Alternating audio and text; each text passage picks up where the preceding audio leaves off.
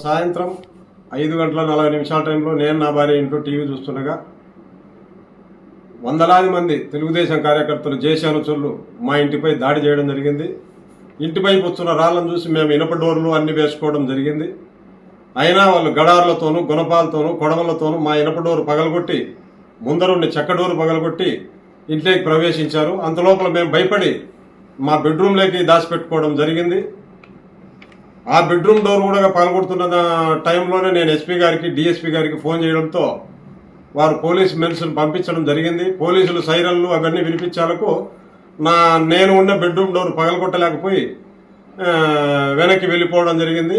అంతలోపల మేము కిటికీలలో అంతా వచ్చి చూడగా కొంతమంది పోలీసులు కొంతమంది బయట ఆడవాళ్ళు మాకు సంబంధించిన వాళ్ళు కనపడడంతో నేను ధైర్యంగా నా దగ్గర ఉన్న నేను బెడ్రూమ్లో భయపడి నా లైసెన్స్ తుపాకీ ఇంకా ఎవరైనా దాడి చేస్తారేమో అని నా రివాల్వర్ తీసుకుని నేను బయటికి రావడం జరిగింది. దీన్ని పలు విధాల పోలీసుల దగ్గరే నేనున్నాను. పోలీసులు వచ్చిన తర్వాతనే బయటకు వచ్చాను. ఆ లైసెన్స్ తుపాకులు నా దగ్గరే ఉన్నాయి. నేనెవరినో భయపడించినట్టు అందరినీ భయపడించినట్టు తిరిగి నా మీదనే కంప్లైంట్ చేస్తున్నారంట. అయ్యా గౌరవనీయులైన ముఖ్యమంత్రి గారు చంద్రబాబు నాయుడు గారు, నీ తెలుగుదేశం పార్టీ కోసం సర్వము పోగొట్టుకున్న కుటుంబాలు మావి.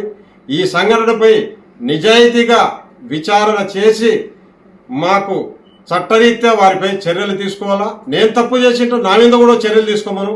కానీ నేనే లాస్ అయ్యి ఏ తప్పు చేయకుండా తిరిగి నా మీదనే కేసులు పెట్టడము, నన్నే అన్యాయంగా రాత్రి 11 వరకు పోలీస్ స్టేషన్లు పెట్టుకోవడం జరిగింది.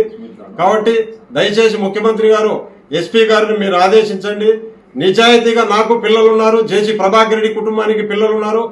నేను ఎవరినైనా భయపడిచింటే నేను ఈ పొద్దు తల ఉంచుతాను. ప్రజల ముందర కానీ ఎవరి ముందర కానీ ఊరుకూరుకనే మా మీద ఇంత దాడి జరిగి ప్రాణాపాయ పరిస్థితుల్లో మేముంటే మాపైనే కేసులు పెట్టాలని ప్రయత్నం చేస్తున్న వారిపై చర్యలు తీసుకోవాల్సిందిగా కోరుతున్నాను. వైసీపీలోనే ఉంటాం, మేము వైసీపీ కోటం ప్రాణాలైనా అర్పిస్తాం. ఆ రోజు తెలుగుదేశం పార్టీ కోసం అన్ని పోగొట్టుకున్నాం. ఈరోజు కూడా జగనన్న కోసం ఎందాకైనా ఉంటాం. భయపడిస్తే ఊర్లో వదిలిపోయో వైసీపీని వదిలే పరిస్థితి లేదు. అట్టే కోర్టులో కూడా కొన్ని కేసులు ఉన్నాయి. దానిలో కూడా విత్డ్రాలు చేసుకోమని చెప్పి నన్ను భయపడించడం జరుగుతుంది. అవన్నీ విత్డ్రా చేయించుకోవడం కోసం ఇవన్నీ జరుగుతుంది. 10 రోజుల క్రితం కోసం కూడా ఎస్పీ గారిని కలిసి నా గన్మెన్ను తీసేశారు సార్. 12 సంవత్సరాలు ఉంటున్నారు. తిరిగి నా గన్మెన్ను కేటాయించారు సార్. నాకు రక్షణగా చాలా ఇబ్బందులు ఉన్నాయి. నాకు ప్రాణరక్షణ నాకు కరువైంది సార్ అని కూడా ఎస్పీ గారిని కూడా విన్నవించుకున్నాను. అయినా ఎక్కడ నాకు కనికరించిన పాపన పోలేదు. కావున రాష్ట్ర ప్రభుత్వం ఇప్పటికైనా కన్నులు తెరిచి మా లాంటి వారిని కుటుంబాలకు దూరం చేయకుండా మా ప్రాణాలు పోకుండా ఈ ప్రభుత్వం రక్షించవలసిందిగా కోరుతున్నాను.